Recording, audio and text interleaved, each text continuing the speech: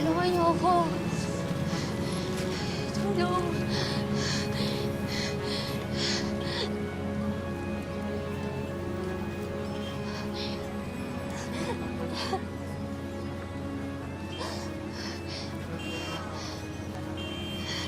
Tulong! Tulungan niyo ako. Ate, tulong. Tulong. Tulong. Okay ka lang? Tulong! Kuya! Tulong! Tulong! Tulungan niyo kayo para mawala sila! Miss, please! Ano nangyari sa'yo? Sino may gawa sa'yo niyan?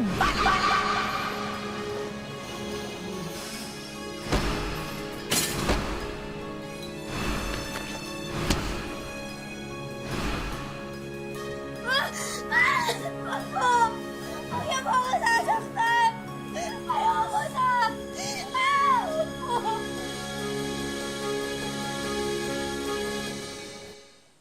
Ilang beses man tayong makabalita ng mga kasambahay na pinagmamalupitan, patuloy pa rin ang pagdagsa ng mga namamasukan. Maaring kapit na sa patalim ang mga kababayan natin dahil sa labis na kahirapan. Kaya handa silang sumugal kahit pa man sila'y mapahamak. Pasintabi po mga kapuso, maselan ang ilan sa mga tagpong inyong matutunghayan. Ako po si Vicky Morales at ito ang wish ko lang.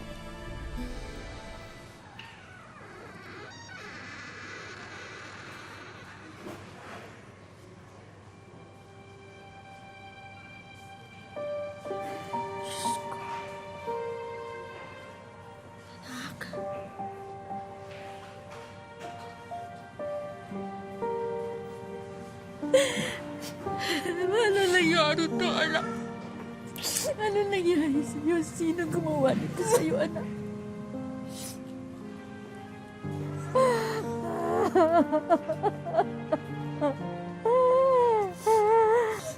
Good morning po. Kayo po ba yung kamag-anak niya? Kapatid ko po siya at saka nanay po namin. Ano po nangyari sa kanya, Dok? Nakita siyang naglalakad sa kalsada na ganyan na ang kalagayan niya. Ano po nangyari? Mukhang nakaranas siya ng matinding pananakit itong mga nagdaang taon. Malnourished po siya. Marami rin po siyang sugat at pasa. At marami din siyang mga peklat. At ang iba doon ay parang maraming taon nang nakalipas. Ngunit ang iba po eh parang kailan lang niya nakuha. Meron din po siyang pingas sa parte ng kanyang tenga. At nasira rin po ang ligament sa kanyang ilong. At natanggal po ang nipple niya sa kanyang dibdib habang ang isa po halos natanggal din.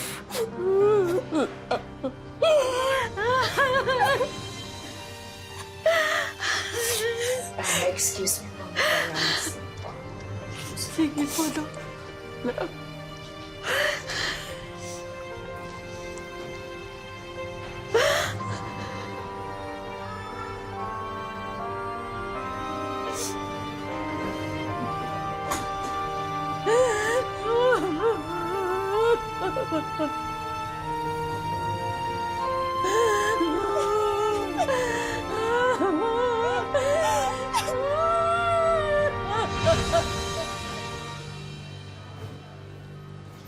Excuse me po. Ako po si Inspector Manluping. Nandito ako para makuha ang salaysay ninyo. Miss Dumina. Kaya mo ba, anak?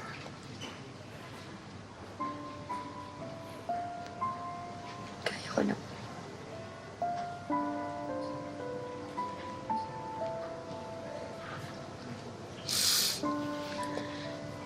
Sampung taon nang nakaraan. Nauna akong namasukan. 2,500 ang sweldo kada isang buwan. Libre naman ang pagkain, syempre. Carmen, sigurado ka ba sa trabahong ibibigay mo kay baby? Ang totoo po, ni-refer lang ito ng kaibigan ko. Pero dalawa namang kasambay ang makakasama doon ni Baby.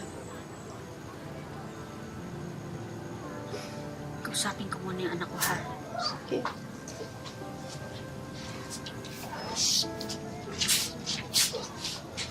Anak, Nay, nakakasigurado ka pa dyan na hindi nga natin kilala yung magiging amo mo eh. Nay, wala naman na po akong alam na ibang trabaho. Alam niyo naman po na hindi po ako marunong magbasa at magsulat. Saka, lumalaki na po ang anak ko. Eh, yun na nga eh. Mula na nga tatay yung anak mo, iiwanan mo pa. Wala na po akong alam na ibang gawin para buhayin ng anak ko.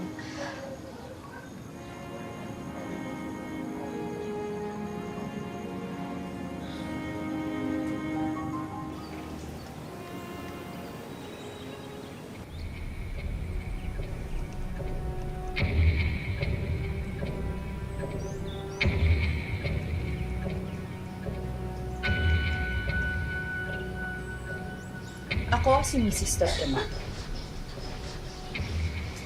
Nandito kayo sa pamamahay ko para magtrabaho. Hindi para manood ng sine o telebisyon. Hindi para makipagnobyo o mag-asawa. Kundi magtrabaho. Lahat ng utos ko at utos ng mga anak ko susundin mo. Walang reklamo. Walang question. Naiintindihan niyo? Paliwanag ka! Opo. Ganyan! Lalakasan yung mga boses nyo, hindi yung para kayong mga pipe! Welcome.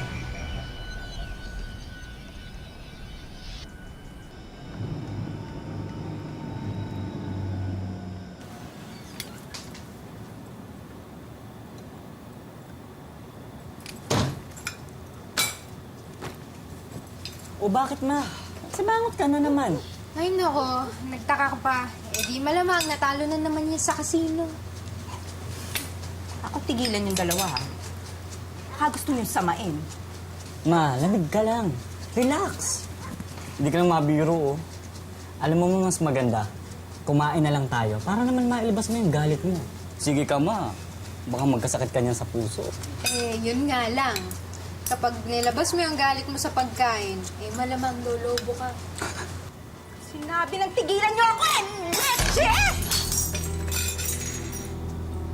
Ano? Ikaw, ha?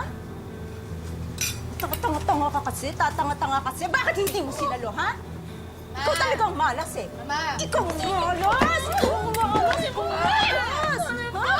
Wala nang dumating ka dito, ha? Minalas na ako. Nakatagpunta ko sa kasino, ha? Nakatagpunta ko sa kasino! Tama, Ikaw yun, ha? Pay-pay! Tamad-tamad! Mama! Ano? Teka, ano sabi mo? Ano sabi mo? Ha? Ano sabi mo, ha? Ganun, ha? Tama na? Inuutusan mo ako? Pinagsasabihan mo ako? Ha? Gusto mo samain? Gusto mo samain?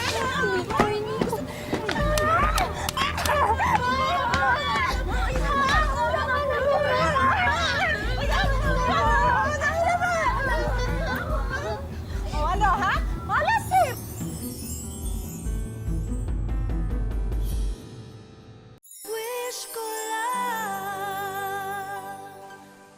Isang single mother si Baby. No read, no write at walang ibang alam na trabaho. Kaya pumayag ng maging kasambahay sa isang mayaman na pamilya. Ang hindi niya alam, mala-impyerno pala ang kanyang napasukan dahil makakatikim siya ng sukdulang kalupitan sa amo niya.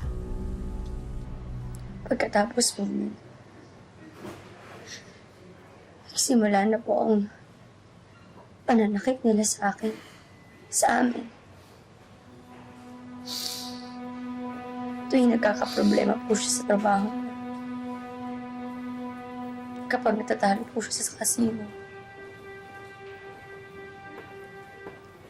Sa amin niya po binubuhos ang galit niya. sa amin pong tatlong kasama ko sa bahay. Kaya po naisipan ng dalawa kong kasamang tumakas. Sumama ka na sa amin, baby. Hindi pwede. Kailangan ko ng trabaho. Para sa anak ko tsaka para sa nanay ko. Baliwala na yung pera mo kung patay ka na.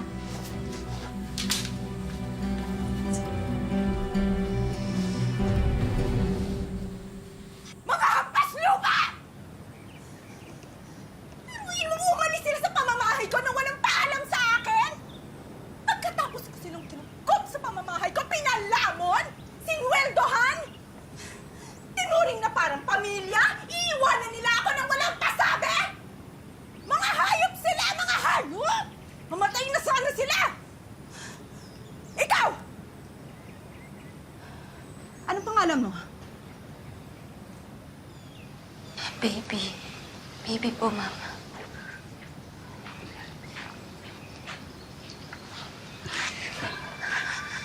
Baby. Salamat, ha? Salamat hindi mo ako iniwan. Salamat hindi ka sumama sa kanila.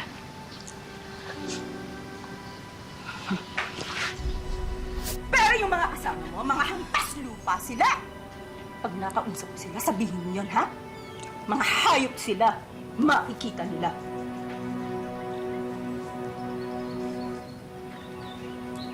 Ikaw dito ka lang, ha? Baby! Ma'am? Ano to?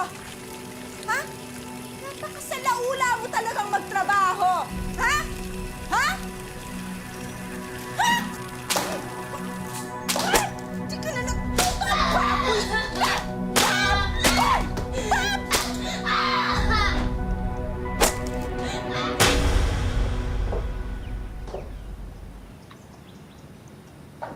Baby. Tumatawag ang nanay mo. Matagal ka na rin kasi hindi tumatawag sa inyo at hindi nagpapadala ng sweldo. Ho? Paano pa sila nakatawag? Eh, siguro hiningi niya yung numero ko kay Carmen. Baby, tandaan mo itong sasabihin ko sa iyo, ha? Huwag na huwag kang magsusumbong sa nanay mo. Naintindihan mo? Dahil kapag may nalaman ng nanay mo tungkol sa nangyayari sa iyo dito sa bahay, lalo na sa iyo, mata mo lang ang walang latay. Papatayin kita. At hindi lang ikaw, pati ang nanay mo, ang anak mo, at ang buong angkan mo. Alam mo kung anong kaya kong gawin, hindi ba? Hindi ba? Nakakaintindihan tayo? Opo, Ma'am. Mabuti naman.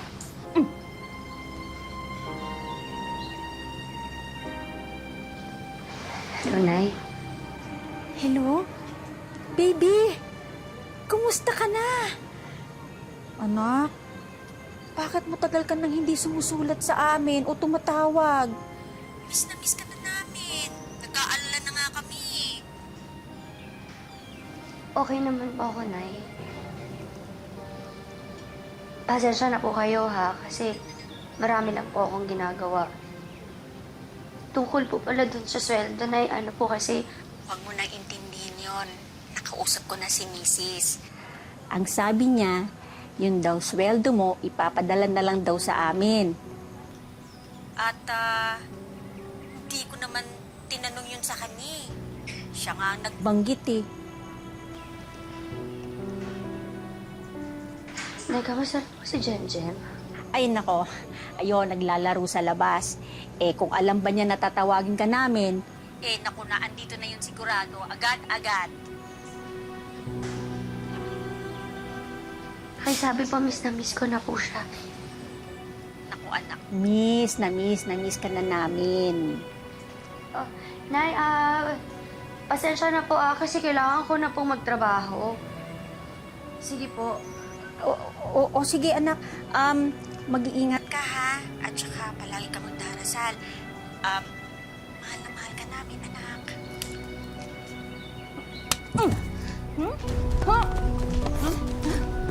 Hindi na drama-drama mo, ha? dinodrama-drama mo? Gusto mo yung pokpoksin? Gusto mo talunok ko sa'yo itong telepono? Hindi po. Hindi po.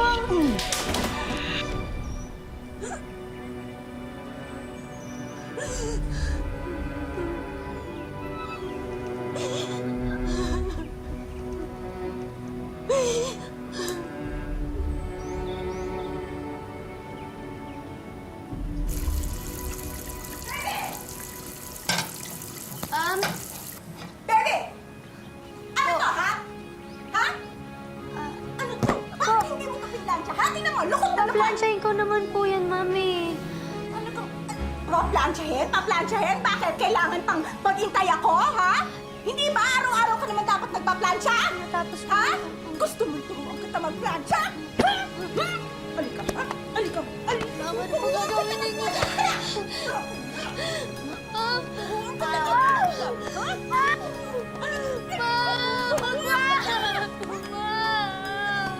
Ganito magplansya, eh!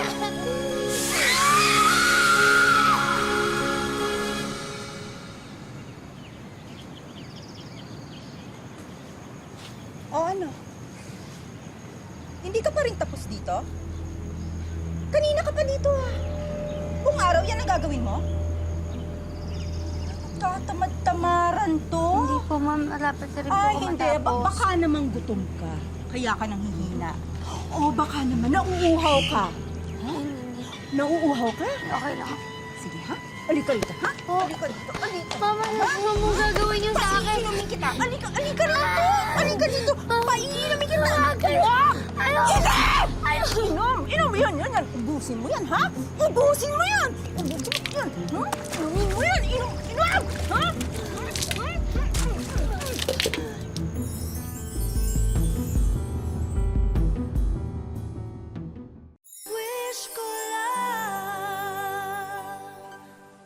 Napagtanto ni Baby na malaking pagkakamali na hindi pa siya tumakas sa mga malulupit na amo.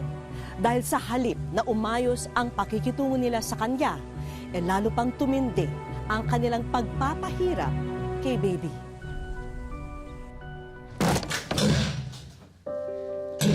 Inisip mo na naman ako kanina. Kaya ako natalo sa kasino! Ha? Talagang wala talagang gagawin mo kanina, ha? Ha? Ito na!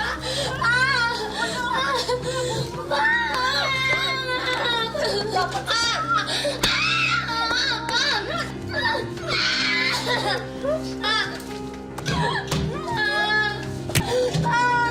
Tama na po,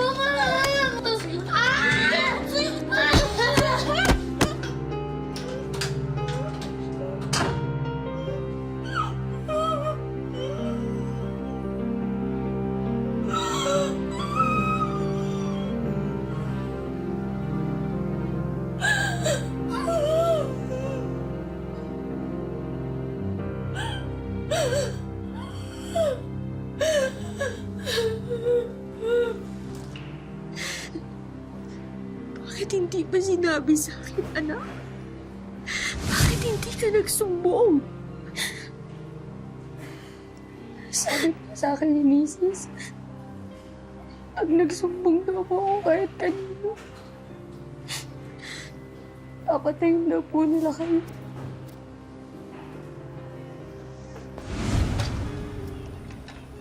Bebe!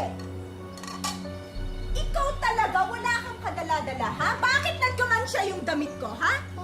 Hinalo mo na naman ang puti sa tikolor? Ha? Ilang beses ko magsasabihin sa'yo, ha? Ayusin mo ang paglalaba. Ano yan? Laman ng tamad? Ha? Kaya gusto mo? Peste ka! Halika dito! Halika, ha? Ha? Lalaban ka? Lalaban ka, ha?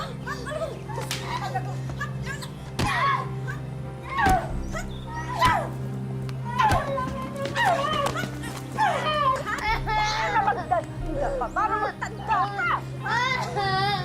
Gusto mo? Isa pa? Ha?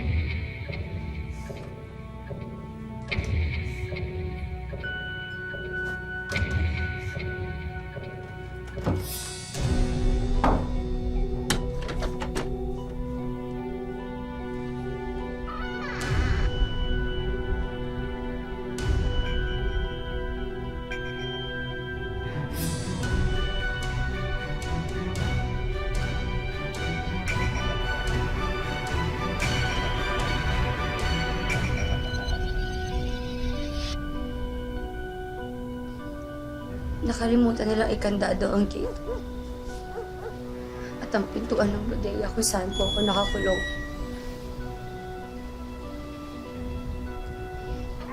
Yung gabing yun, doon na po ako naglakas ng loob, tumakas. Tapusin ang pagiging malupit nila sa akin.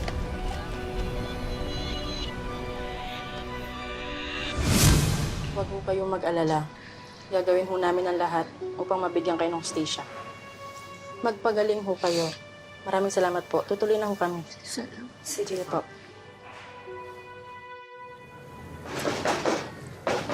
Teka, sandali! Sino ba yan? Oy! Sino yan?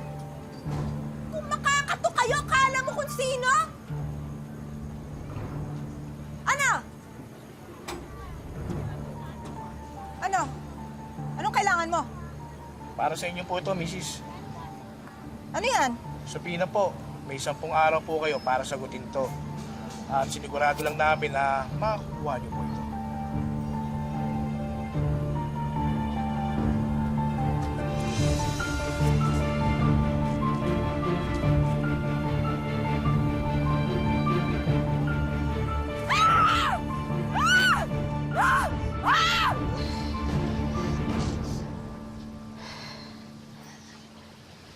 Malaki na po yung atraso ko sa anak ko. 10 taon ko rin po siyang hindi nakita. Wala ka namang kasalanan eh. Kaya ka umalis. Dahil gusto mo lang bigyan ng magandang kinabukasan ng anak mo. At hindi mo naman kagustuhan na hindi makabalik eh. Pero baka hindi na rin po niya ako makilala kasi 10 taon din po ako nawala. Hayaan ko ba naman mangyari yun? Anak! Nanay mo. Nay? Jay, Jay,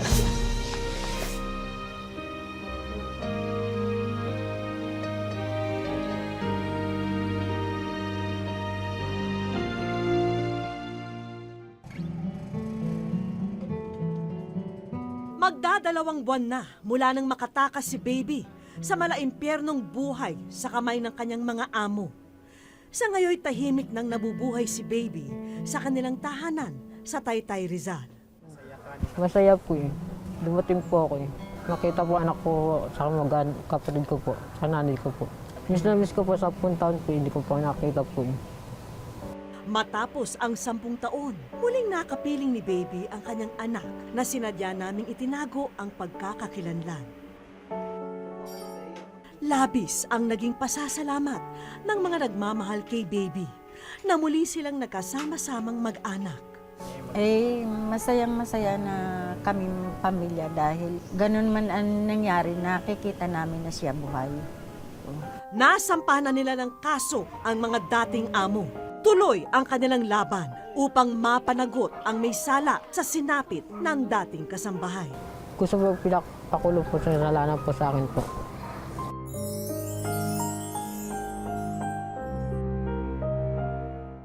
Sa aming pagbabalik, Baby, ikaw ay nasa wish ko lang.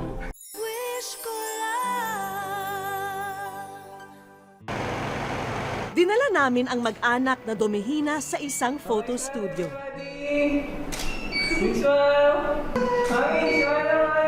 Ngayong kompleto na ang mag-anak, pwede na silang makuhanan ng family picture. Okay ma'am, ngayon naman po may props naman po tayo. Masayang-masaya po kami kasi ngayon lang kami nagkaroon ng family picture. Ibinigay na ng aming staff ang props ng mga star.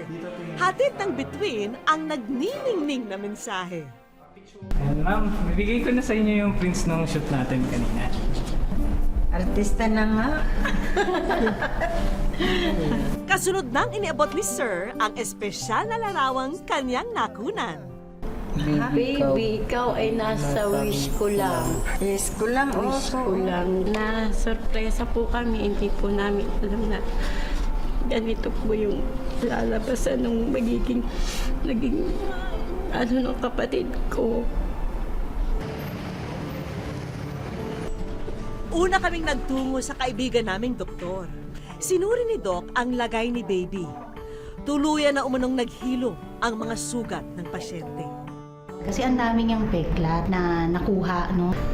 Na-deform actually yung kanyang face, no? So, ang daming naiwang peklat bukod sa physical na itsura ng pasyente. Ang importante pa rin is yung psychological aspect ng bawat tao. Kaya naman isusunod na rin ng ospital ang konsultasyon ni Baby sa ekspertong makatutulong upang matalikuran ni Baby ang kabanatang iyon ng kanyang buhay. Bukod sa tulong medikal, nakahanda na rin ang iba pang sorpresa para kay Baby at sa kanyang pamilya. Bumungad sa kanila ang sangkatutak na regalo. Excited na nilapitan ni Jem ang mga bagong laruan at damit. Siyempre, meron din para kay Baby. Para naman makapagsimula muli si Baby, handog namin ang food cart business na ito. Maraming salamat po sa inyo po. Masayang-masaya po ako para sa kapatid ko. Maraming salamat po sa wish ko lang. Dinagdagan din namin yan ng pampuhunan. At hindi lang food business ang pagkakaabalan nyo, dahil para rin sa'yo, Baby, ang coffee and juice vending machine na ito mula naman sa isa pa naming kaibigan. Abot langit ang tuwa ni Baby sa biyayang natamo sa araw na ito. Hindi kailanman dahilan ang antas natin sa buhay upang tayo'y manakit, manglamang at mangagrabyado ng ibang tao. Sa halip, mas mainam na gamitin natin ang ating kakayahan para sa ikabubuti ng ating kapwa. Hanggang sa susunod na Sabado mga kapuso, ako po si Vicky Morales at ito po ang Wish Ko Lang.